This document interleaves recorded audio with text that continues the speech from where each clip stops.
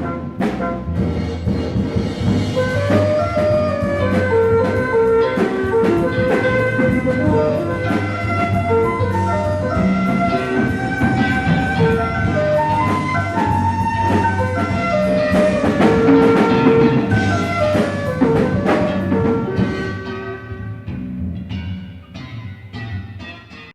welcome to the Parableman podcast. I am Jeremy Pierce, the Parableman, and my guest this episode is Jonathan Wilson.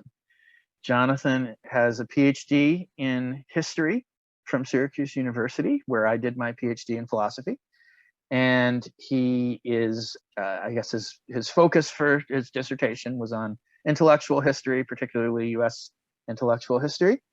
And he has been teaching, as I have been, as an adjunct faculty member or contingent faculty member or part-time instructor, whatever you want to call it. And that's going to be the topic of our episode.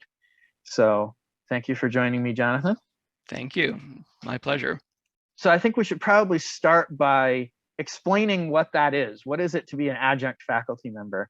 And I'll let you take the lead on that. Sure.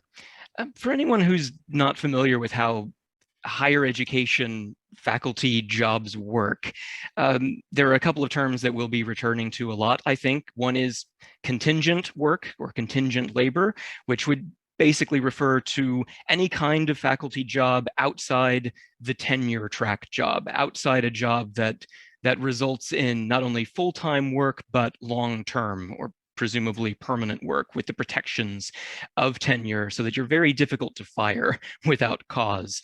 Contingent workers don't have those protections. Some of them work full-time, whether it's in short-term full-time jobs, maybe as visiting assistant professors. Some of them work as staff members while sort of teaching as a small part of their overall jobs in higher education. And then there's also a substantial category within the category of contingent labor that both of us belong to as adjuncts. We work theoretically on a part-time basis. Often that means working full-time, but at different institutions, teaching a course here and there sometimes, teaching usually no more than 2 or 3 courses at any one institution at any one semester. So the adjunct workforce in general has lower pay and fewer protections than even some other contingent workers have. Okay, good. So there are several overlapping but not entirely identical categories there. So yeah, I mean, in my experience, I actually teach at one place that sometimes gives me 3 classes. Mm-hmm. And actually 2 of the places that I've been teaching at sometimes give me 3 classes, but there's no guarantee of what I'm going to get from semester to semester. I'm the senior most adjunct faculty member at one of the institutions I teach at. And that gives me some benefits and protections that some of the others don't have, because there are rules about what courses they assign and who gets how many and things like that. And this for the fall, I was basically told you can pick which 2 classes you want to teach. Look at what's left after the full-timers selected their stuff and pick the 2 classes you most want. And then later on, I was offered some core curriculum classes by a different department that runs those. And I actually had to give up one of the classes I originally chose so that I wouldn't have too many classes. So occasionally that will happen where I actually get to pick. But many adjunct faculty are stuck with whatever's left over. There's 1 class left. Do you want to teach this class? Right. No, I can't, because I'm teaching another class at the same time at a different institution, right? There's always that kind of thing. And because you're divided among several different institutions, you're picking up the pieces of what everyone else has chosen. Right. And that's where I am at one of the places I teach. I'm the lowest one at that place. And that's where I received my PhD. I was teaching there as a graduate student, and then they didn't give me anything after I finished. But because of restrictions and who is allowed to teach graduate students who are overseas and can't come back because of travel restrictions and so on, they had some more courses open up, and they started, hey, we've got classes you want to teach? I'm like, wow, I haven't heard from you in 10 years. Right. So I've had some opportunities because of that. But one of the other places I teach, it's actually been fewer classes to teach since last year. Yeah, I think So really the defining feature of adjunct work for me, even more than relatively low pay, is unpredictability and variability. I have the same experience where I'll be asked to teach a course I had no idea I would be asked to teach, often at the last minute, so it's very hard to prepare. On the other hand, I've taught at some institutions semester after semester teaching the same courses very reliably.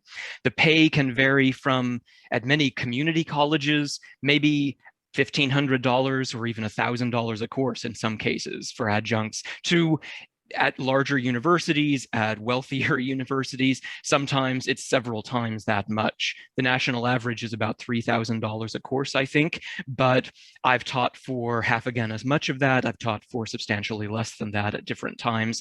I've also had courses canceled out from under me at the last minute.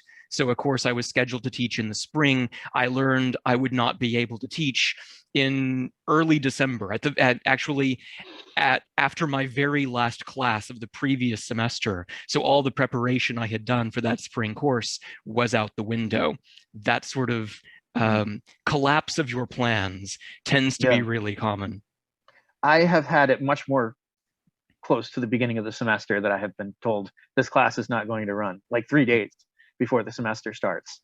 Right. And occasionally when they do that, they will say, we do have this other course you can teach, but sometimes they don't. Mm. And for summer classes particularly, it's been like that at one of the places that I teach. One of them will prorate it so that they'll say, well, you've only got 3 students. We would not normally run a class with 3 students, but if you want to teach it at $500 per student, which is lower than they would normally pay for a class, they'll let me choose to do it. And I can say, yes, I'll do it for that pay, or no, I won't do it for that pay. So my rule has always been, if there's at least 2 students, I'll teach it. Right. But if there's one, I won't, because I can make more money by driving for Uber. Right. So My experience has been typically that courses are canceled completely for low enrollment. In one yeah, in one case, I've had more than one course canceled for having, I think, fewer than 8 students enrolled in it, yeah, eight which is means common. in practice, because full-time faculty members are not necessarily subject to the same restrictions, it means in practice that if a full-time faculty member has a course canceled for low enrollment, they will end up taking my course. Yes, I've And had that happen. I am out that income for the Yes. semester and for the year as a result, because it's too late to get other work. I've also had, so I mean, I should say, my very first college course, teaching on my own. It was the first time I put together my own syllabus, the first time I was an instructor of record. I was given that course to teach, I think, 2 weeks before the semester began. And so on Yeah. my first day of classes, I didn't even have access to the classroom computer yet. I didn't have access to my university email account yet the day I walked into the classroom and had to figure out how to start teaching a course that I had never taught before. So yeah, I had something closer to the start of the semester than that. I mean, the faculty member who was going to teach the class had a serious, I think his wife maybe was in the hospital or something, and he decided not to teach that semester. He was only going to teach his graduate course maybe. So they offered to me the Thursday before the Tuesday when classes start. We have this class. We think you're probably more qualified than any other. I think I was still a graduate student at the time. We think you're more qualified, and I didn't have any teaching that semester scheduled for that institution. And we think you're more qualified than the other graduate students to teach this class. Will you be willing to do it? And they offered to pay me more than they normally paid in order to compensate for the fact that it was so soon. It was only 5 days in advance of the semester starting. And I have to say, that was actually one of the most enjoyable classes I ever taught. It was an upper level class. It had philosophy majors mostly in the class.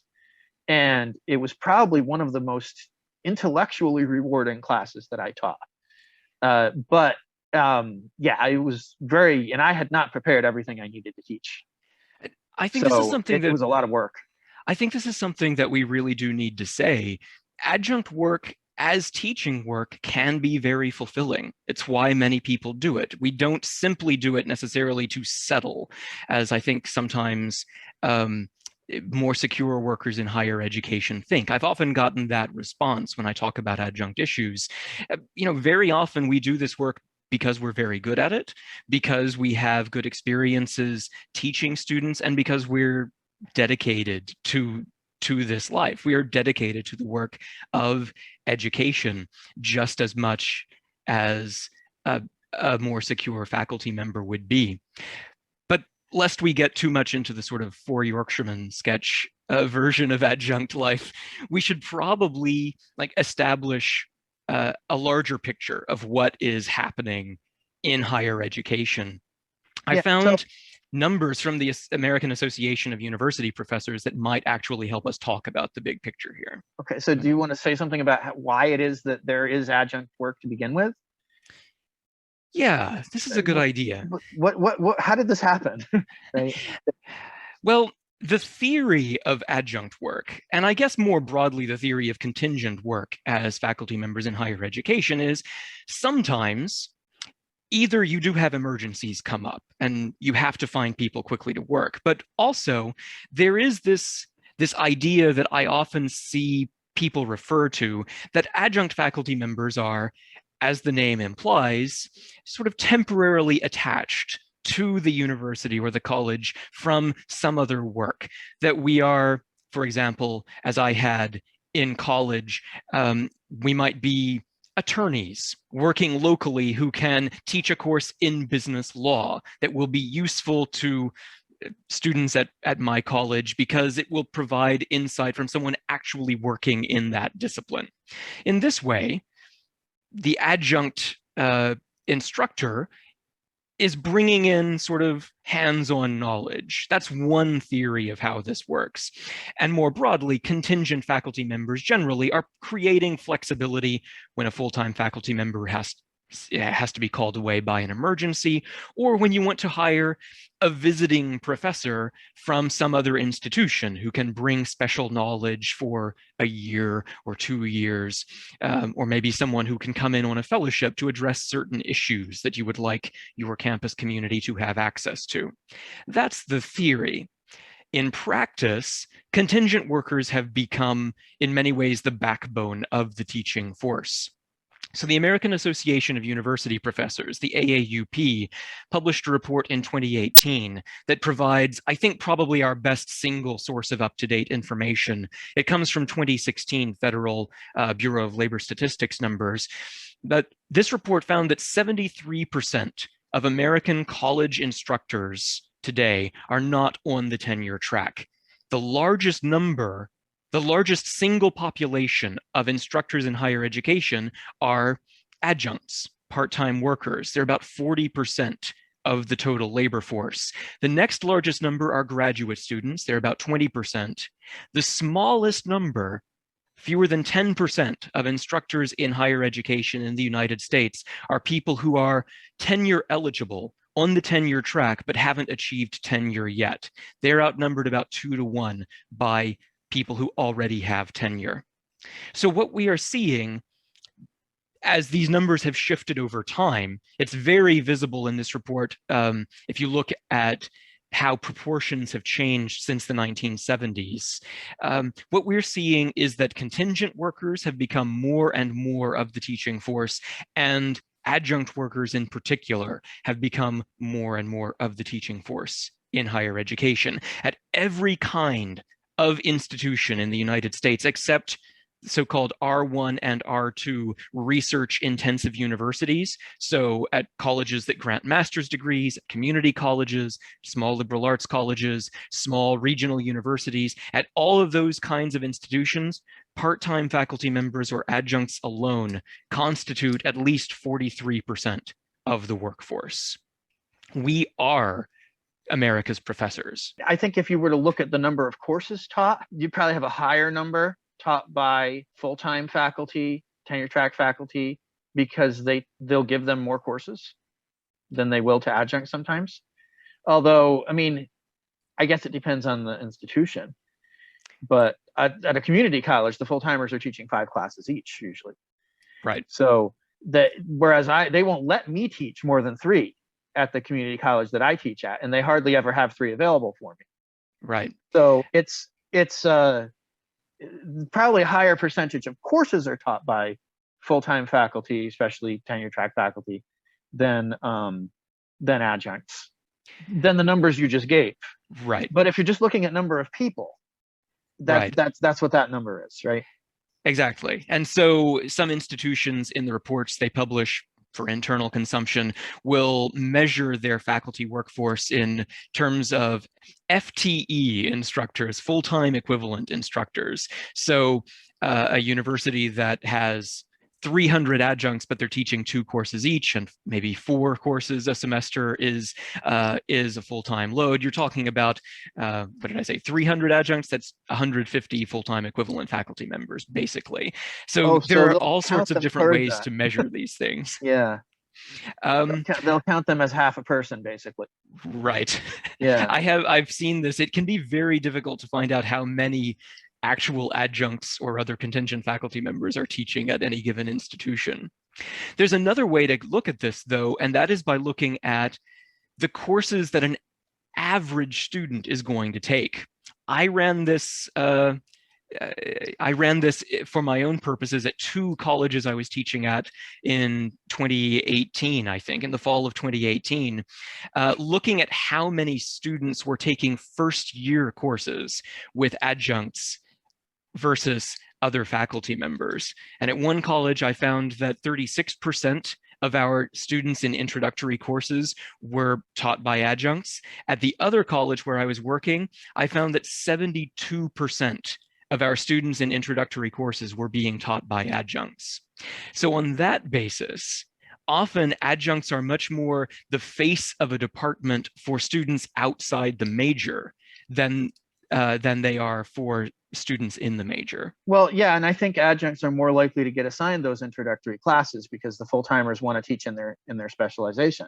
Exactly. So that's certainly, I mean, some institutions have a wide array of introductory classes to provide more variety in teaching for the adjuncts, but some of them have like 2. Right. And many adjuncts essentially, many adjuncts effectively specialize in the survey or the introductory course. Right. So, I've taught US history before and after 1865 many, many times. I've taught world history before and after 1500 many, many times. These are standard packaged courses that I can take pretty easily from college to college.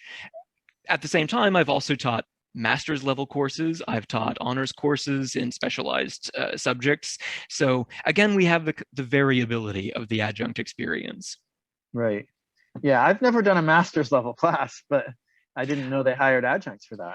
It's essentially a fluke that I was asked to teach that. This is at a terminal master's program in history. There's no PhD program attached to it, where they have a required course, a course that all their master's students have to take regardless of concentration. And from semester to semester, they don't always have a full-time faculty member who's ideal for it. So I've been asked to teach it in different forms 3 times now, which is very different from the experiences of most adjuncts in most colleges. Well, the one time I did have that one, I was added at the last minute. That was supposed to be a 2-track course where there were undergraduates, mostly majors, and then graduate students also taking it and getting a higher number assigned to it. It was a 500 level class for them. It was a 300 level class for the undergraduates. They canceled the 500 level one because they didn't want me to teach that. But I also didn't have my PhD yet at that time. If I had a PhD, maybe they would have run it. So there was only one student who was signed up for it at that level anyway. That student just signed up for a different class instead. But they didn't want me teaching that student because I hadn't graduated yet. So I was in the PhD program, and that student was in the master's program. So it was actually, that might have been a PhD student now that I think about it. But it was a course that was designed for very introductory level PhD or master's students. It wasn't a more advanced PhD course for sure. Right. And they still didn't want me to do it, but right. This speaks as well, I think, to the issue of qualifications. Qualifications for adjuncts vary much more, in my experience, than qualifications for tenure track faculty members. Often, people are teaching college level courses, undergraduate courses with just a master's degree, but certainly not universally. Often adjuncts have PhDs. Often they have scholarly publication records that match those of their tenure track and tenured colleagues. It varies very widely. So in theory, the quality of instruction is varying widely as well. And this is something we should probably talk about as an adjunct issue, because in my mind, colleges and universities, in treating workers across these different levels of qualification often exactly the same, are signaling that the backgrounds, the credentials, the research experience of the most qualified adjuncts is essentially not necessary for the work they are doing. And in my view, this also signals that it's not necessary for teaching introductory undergraduate courses at all. My sense is that this devalues the work of teaching undergraduates as such, because it signals that one adjunct with a master's degree can do the work of another tenure track faculty member with a PhD without any problem. We can pay them less, but students emerge from that course with exactly the same course credit. They don't always pay them less. One of the institutions that I teach at, and the union bargained for this, the union wanted this, did not give me any extra money when I finished my PhD. And they didn't, right, and, yes. they didn't give me a title for it either. Right. I am an instructor. I am an instructor there. Right. This is my experience too. I have worked in colleges that said I was being paid more because I had a PhD than I would have been if I were adjuncting on a master's alone. As far as I can tell, I have never been paid much more for having a PhD. Yeah. It's been on the order of maybe a few $100s a course, and probably actually less than that. I think I got a $500 raise at one of them. 500 per class at one of them that I teach at. And they gave me a title, which I really appreciated. They called me Adjunct Assistant Professor of Philosophy. This is important.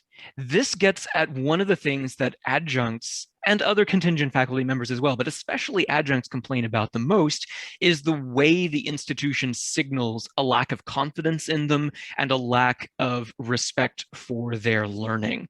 Because very often adjuncts are not given a title at all of the kind that tenure track faculty members have. Often adjuncts are teaching as just an instructor, or in one institution I taught at, I had to ask, my actual title was part-time faculty, not part-time faculty member, or not part-time instructor or part-time professor. It was just, I was part of a category rather than having individual recognition. It shouldn't have bothered me as much as it did, but for me, it was emblematic of a wider culture of disrespect for my expertise, disrespect for my experience as a teacher in the classroom as well, because I wasn't consulted on crucial decisions about how this program would work, even though I was teaching a pretty substantial proportion of its introductory classes. Now, I have to say it, two of the institutions I work at, they invite the adjuncts to the department meetings. They don't expect you to attend. This is unusual. They will give you an out if you don't want to attend, and no one does. Hardly anyone does. Although there was one adjunct at one of them that went every single time. But they will give you the opportunity to show up.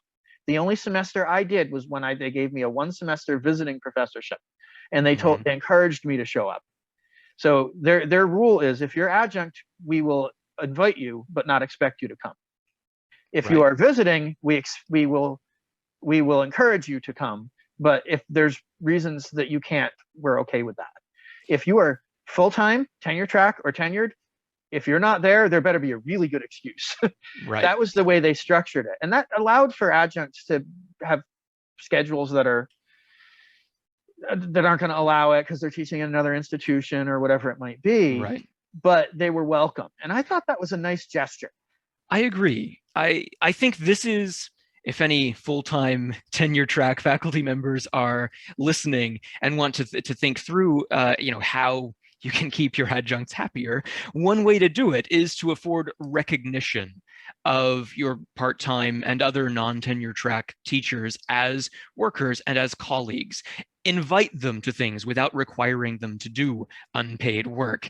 Find ways to recognize their scholarship. If you recognize when tenure track faculty members have a publication and you find out that an adjunct has published something, recognize it. Just find ways to signal that you do actually view these other PhDs and MAs and MSs as your fellow laborers in academia. And I should say also, I mean, I have seen I mean, that's it's nice when that happens, but at the institution where they just call me instructor, I sort of have a passive aggressive way of protesting that on Facebook when I list my title there. At one of the institutions, I say I'm Jedi Master at this institution. At another one, I say I'm Dark Lord of the Sith at this institution. I'm not going to use that title because it's insulting. Right. And at the one where I'm an adjunct assistant professor, I will use that title because that's appropriate for the educational level and the work that I do. Right. I absolutely agree. This is one of the reasons I've taken to calling myself a freelance college teacher rather than trying to accept what ultimately I think is a demeaning title. Granted in different ways by different institutions. It's probably worth talking as we go through these issues. It's probably worth talking actually about how contingent labor relates to the idealized picture, I think, that we have of higher education in the United States. Because most college students, in my experience, have no idea that a contingent faculty member is in any way different from a full-time and especially a tenured faculty member. They don't know this until maybe late in their careers, especially if they're invited to participate somehow in special academic programming. I certainly didn't know for my first couple of years in college, even though I took a great interest. So I think it is worth acknowledging that the way the public thinks about academic work and the way university administrators claim to think about academic work and the way graduate students are taught to think about academic work is fundamentally different. Fundamentally different philosophically from what happens to contingent workers. As I see it, American higher education operates on this principle that first, higher education should be available to most adults regardless of social station. That one way or another, most American adults, especially if we limit it to American adults who are capable of doing college level work, will be able to get at least some college education that will be within their means. This is the ideal, I think, especially since World War II, with the GI Bill broadening access to college to new classes of middle class aspiring workers. Second, when college students get to our universities, they're going to be learning from scholars who know how to produce original knowledge, who have contributed to academic disciplines. This sets higher education apart, in theory, from K through 12 education. And the reason for this is we believe that a well-rounded education, what sometimes we've called a liberal arts education, creates independent-minded, middle-class workers and social leaders. We're basically training undergraduates to be independent members and leaders of their communities, ultimately, based on their contact with this world of scholarship. We believe that tenure as an institution protects academic freedom, the freedom to produce new knowledge and the freedom to teach new knowledge according to what our research or our cogitation, depending on the discipline, reveals. And we believe that that new knowledge benefits all sectors of society, including people who aren't enrolled as students. So on this basis, you get public funding for American universities, not only because they're useful to the students who enroll, but because you have these innovations in science, in engineering, in technology, in healthcare, and indeed in the humanities, new understandings of American history, say, that will benefit people who have no direct connection to the state's university system. That's the ideal. That's why we have this system of tenure in the first place. That's its moral justification. And I think that when we see part-time or other contingent faculty work eating into the tenure track as a thing, we are seeing the higher education ideal itself being compromised. We're seeing it being weakened morally, but also weakened in the eyes of the people paying for it.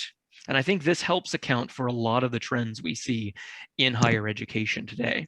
So I think graduate students who are teaching would be part of that phenomenon as well.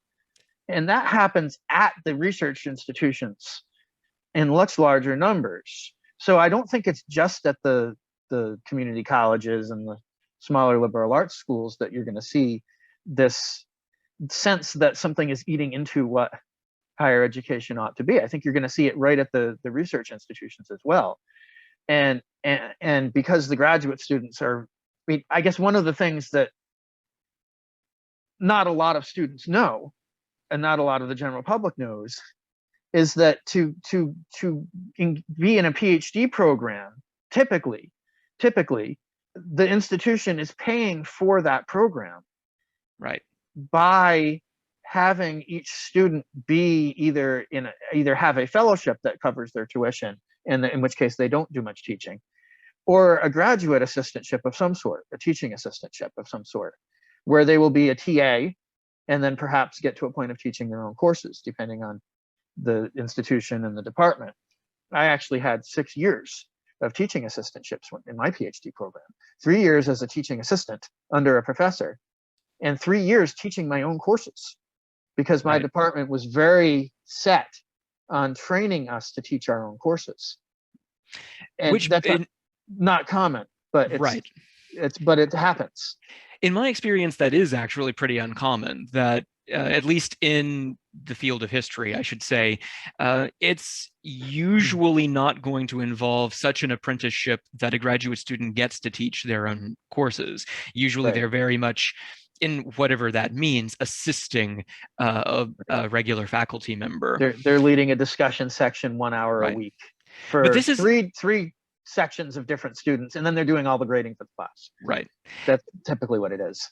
But this is an important point, that in general, PhD students are going to be apprentice college teachers themselves, and they're going to be paid for it. That is sort of the general assumption, even though there is a lot of individual variation. I think that compromises the tenure system less, because the assumption is that this apprentice will go on to become a journeyman or a master. This apprentice college teacher will eventually become sort of a member of the firm. I think of getting tenure as making partner. Yeah. But if that no longer happens, I think the entire system is compromised beyond what graduate teaching does.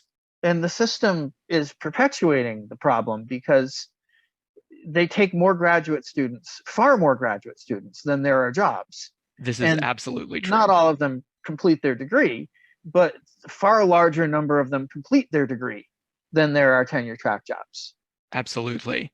Of course, it's a worse problem in some fields than in others, but if you think of it this way, that to be asked to do an apprenticeship when there is no job waiting on the other end for it, working for, I mean, often it's, somewhere between $15,000 and $25,000 a year for a graduate student. It's very low wages that sometimes are not enough for people to live on where they are.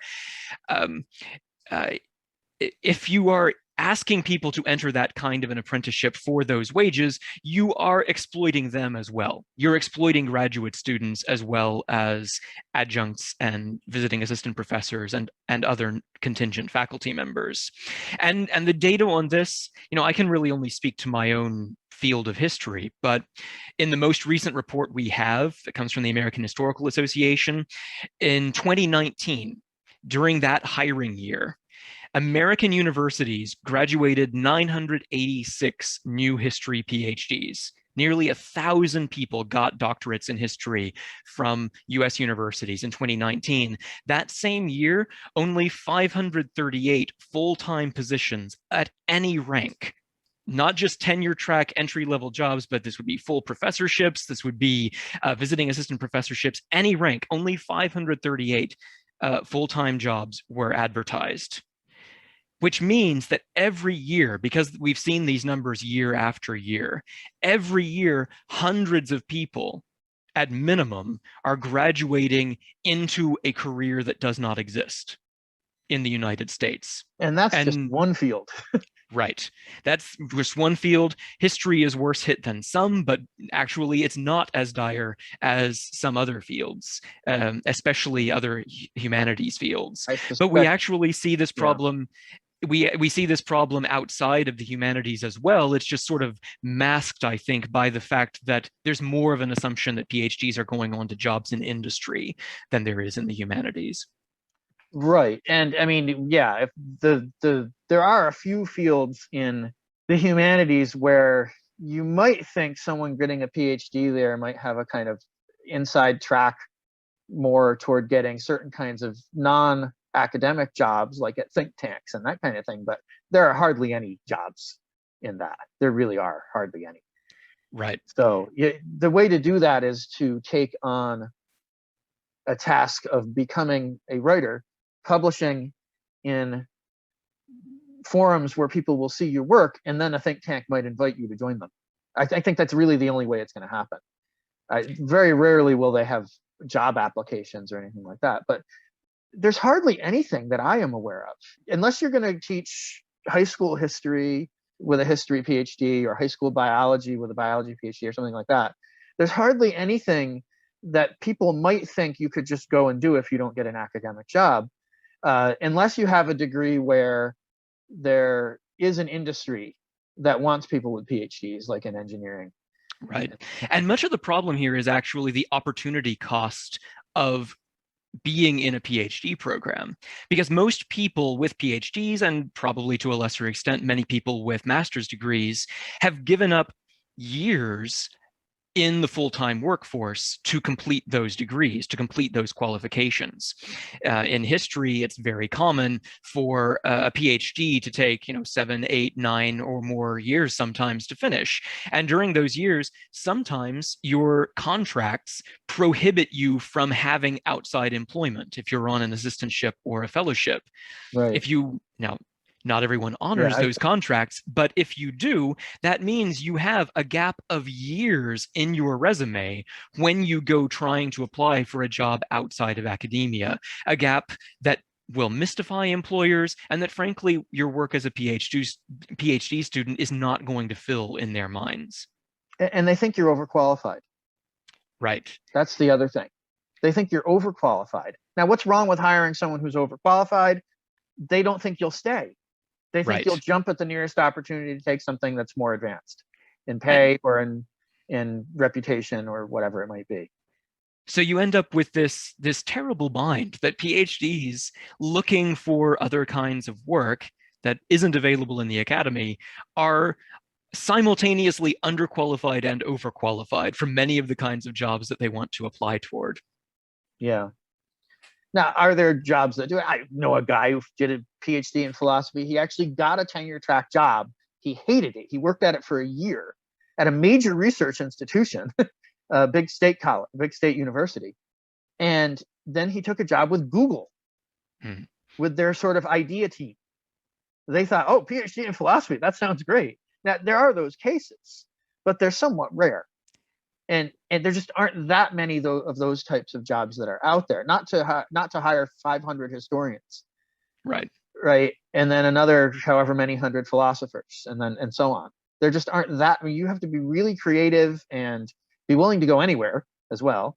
And some people are just not able to do that. Now, in some cases, you've got the two-body problem. You've got two people who have committed to living their life together, and one of them has a job that they don't want to move away from, or in applying for a job, they want to try to make sure that that's a place where the other one can also find work, and Right. that sort of thing. Every once in a while, universities will hire a couple, but it's not that common, especially not with new graduates.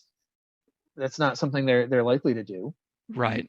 And paradoxically, one result of this is that academic hiring practices and the lack of secure careers in any given place result in much higher turnover among tenure track and tenured faculty than you would expect to have, given that a tenure track job is supposed to be an offer of lifetime employment.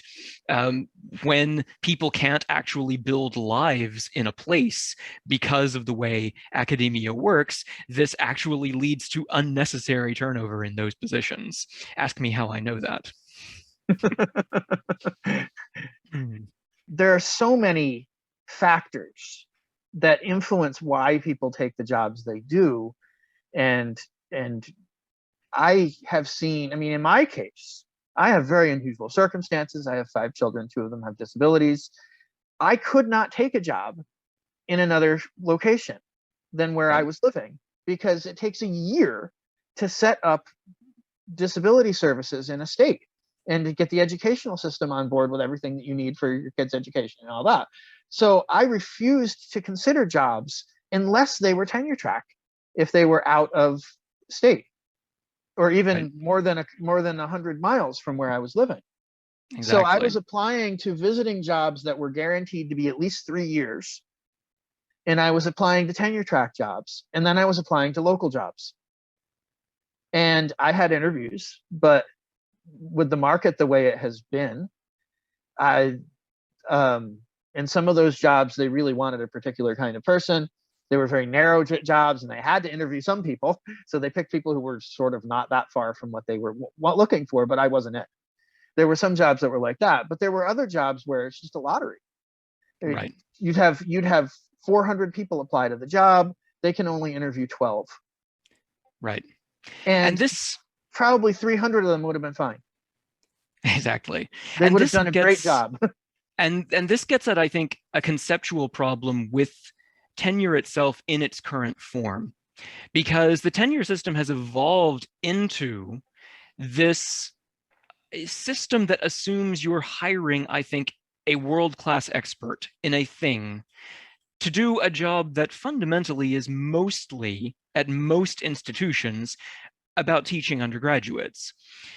The reason this becomes a problem is, I think, it alienates universities from their surrounding communities. It results in a tendency of faculty members to avoid thinking of themselves as members of a local community. Often people end up having to work in places that they find very alienating to work in. And, there are all sorts of stories about people who, attend a university on the East Coast and end up working in a part of the world they've never been to, with completely different sort of social norms, a completely different culture, where they are profoundly uncomfortable. Now, I'm not saying that a little bit of cultural mixing is a bad thing, but I think higher education would probably be a much healthier place for students and for faculty members if we understood the job of a professor more the way middle-class jobs tend to work in other fields, where we think of employees as people who are going to put down roots in a place, often people who are going to come from that region, people who are going to live in a community. Yeah, and I remember sending out job applications where I would sort of hint in my cover letter that I had reasons to be attracted to that area and so on. I probably didn't make any difference, but I wanted to try to take advantage of the fact that in academia people will leave very quickly. I don't know how many people, when I was a graduate student, our department would hire people and they'd last a year or two. And they'd say, I'm just not comfortable in this particular location. Exactly. The department was fine. I didn't have any problem with that. The students, the teaching was all good, but I just don't like the area. Right. And the weather, or they wanted a bigger city, or they wanted something that was more rural, or whatever it might be. And often it is something substantial about the workplace. There are people who face racism and sexism in their own departments who have very limited options for leaving if they need to. because Yeah. they may have to move across the country or even around the world to find another secure job in their specialty. So it sort of, in my thinking, it enables toxic behavior in academic workplaces, actually. It there are gay faculty members who find it very difficult to live in some parts of the country, or racial minorities. People face all kinds of real life problems that this system does nothing to help with, because for many people, moving means giving up the prospect of a secure job and stepping into the ranks of adjuncts or other contingent workers, or changing careers completely. So you may step from a $75,000 a year job at some universities, not at most, if you're an entry-level tenure track professor, but let's just say $75,000.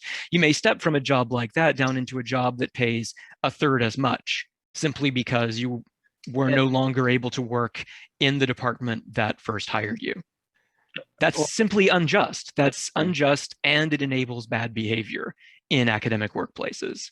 And in many cases, it's not for one job that pays that, it's for three that together pay that.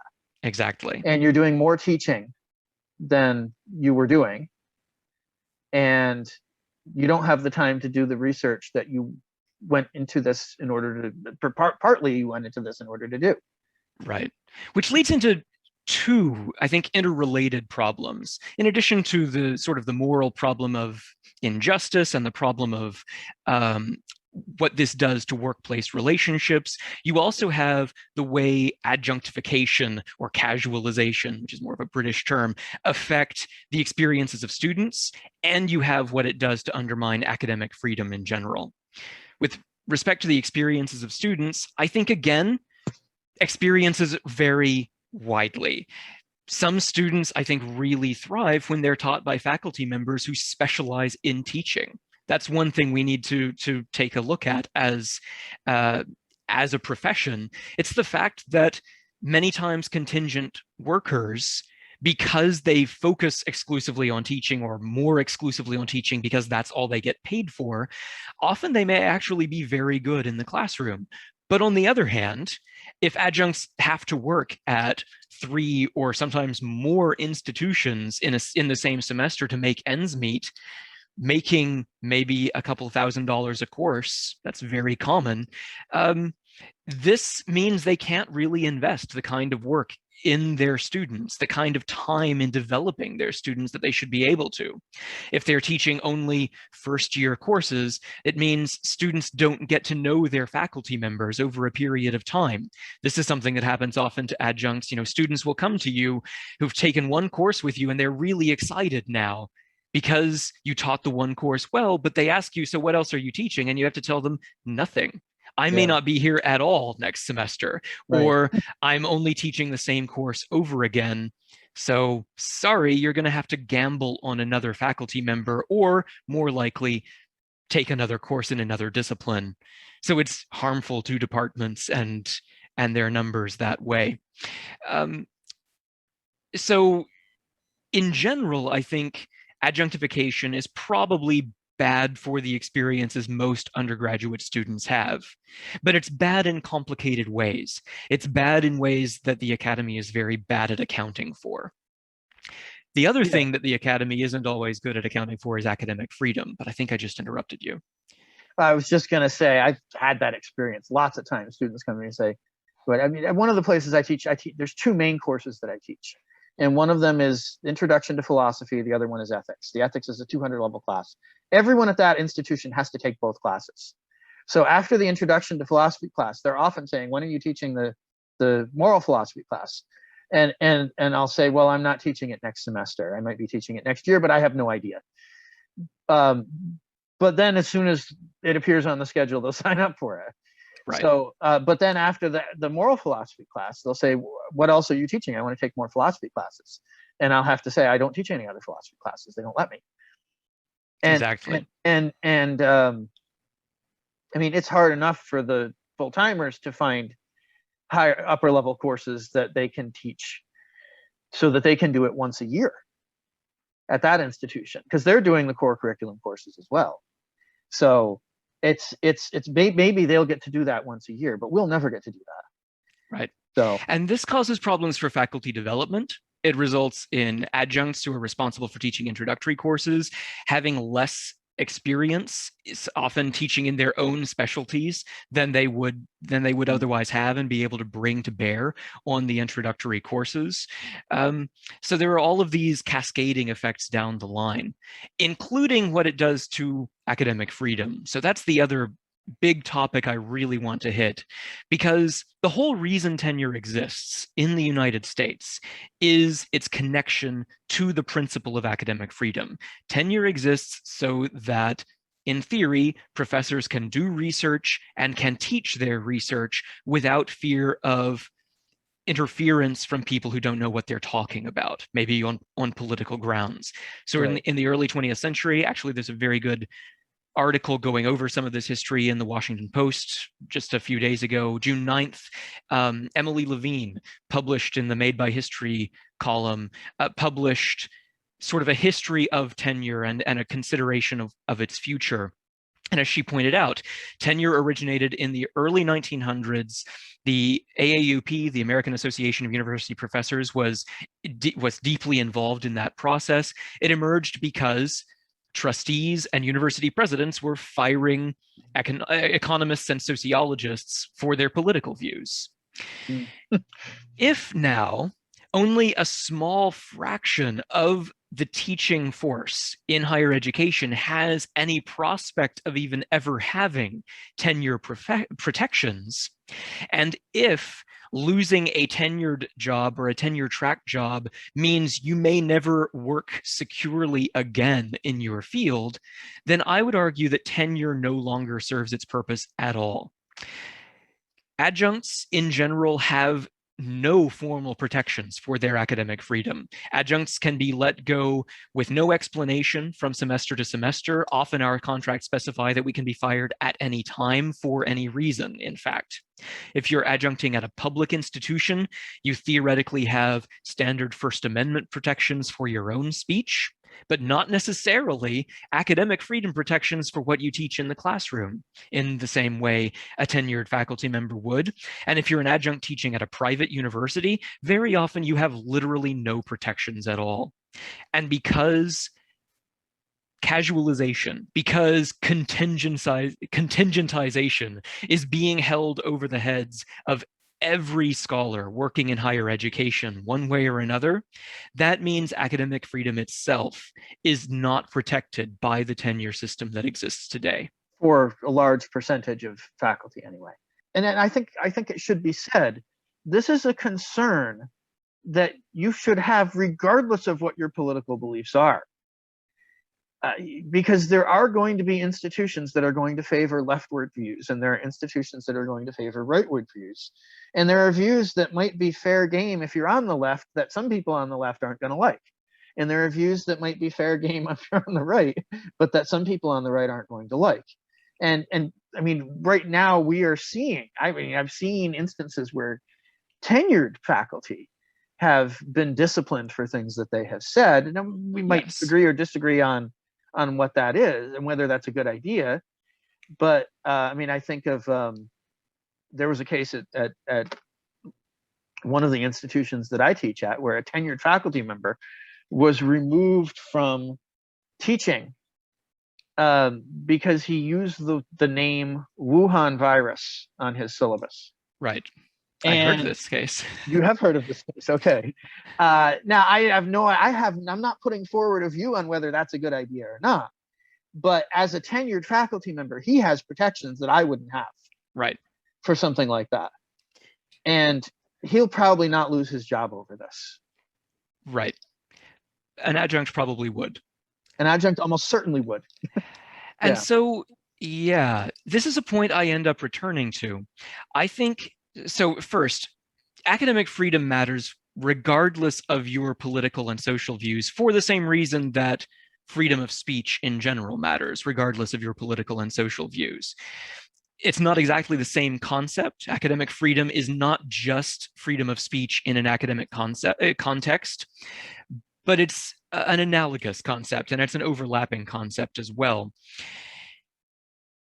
But my view is that academic freedom for scholars across the board would be more protected by reasonably secure careers being available to all kinds of scholars than it is by tenure protections being available to a small minority of small scholars.